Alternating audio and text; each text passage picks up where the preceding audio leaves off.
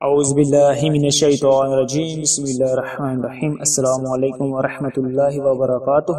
فرعون کی بیٹی کی حال میں حضرت ابن عباس رضی اللہ عنہ فرماتے ہیں کہ رسول اللہ صلی اللہ علیہ وآلہ وسلم نے فرمایا کہ معراج کی رات میں نے پاکیزہ خوشبو محسوس کی۔ میں نے پوچھا اے جبرائیل علیہ السلام یہ عمدہ خوشبو کیسی ہے؟ جبرائیل علیہ السلام نے فرمایا یہ خوشبو اصل میں فرعون کی بیٹی کی اس ہادمہ اور اس کی اولاد کی ہے جو ہادمہ اس کو کنگھی کیا کرتی تھی۔ میں نے اس کا حال پوچھا تو جبرائیل علیہ السلام نے فرمایا کہ ایک دن وہ بیٹی فرعون کی بیٹی کو کنگھی کر رہی تھی، اس کے ہاتھ سے اچانک کنگھی گر گئی۔ اس نے کہا بسم اللہ۔ فرعون کی بیٹی نے کہا کہ کیا اس سے مراد میرے باپ ہے؟ اس نے کہا کہ نہیں بلکہ وہ اللہ جو میرا بھی اور تیرے باپ کا بھی اور تیرا بھی رب ہے۔ فرعون کی بیٹی نے کہا کہ میرے باپ کے سوا اور بھی کوئی رب ہے؟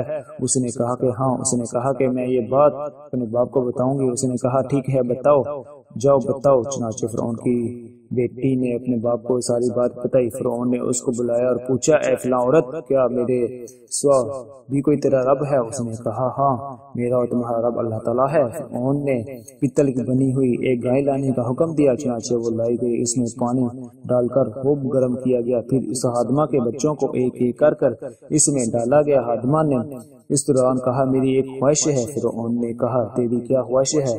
اس نے کہا میری یہ خواہش ہے کہ میرے اور میرے بچوں کو ایک ہی کپڑے میں ڈال کر ایک ساتھ ہی دفن کیا جائے۔ فرعون نے کہا ٹھیک ہے تیری یہ آرزو پوری کر دی جائے گی۔ چنانچہ ان بچوں کو پتل کی ایک گائے کے اندر گرم پانی میں ڈالا گیا۔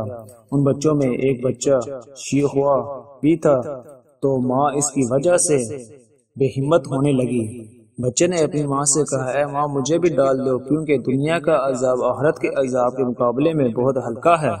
جو شخص اپنے دین پر قائم رہتا ہے اور اللہ تعالیٰ کے حکم کے مقابلے میں کسی ملامت سے نہیں ڈرتا اور اللہ تعالیٰ اس کو اجر عظیم عطا فرمائیں گے، جیسا کہ فرمان مصطفیٰ صلی اللہ علیہ وآلہ وسلم ہے، یعنی صبر کرو، صبر کرنے والوں کو بے حساب پورا اجر دیا جائے گا۔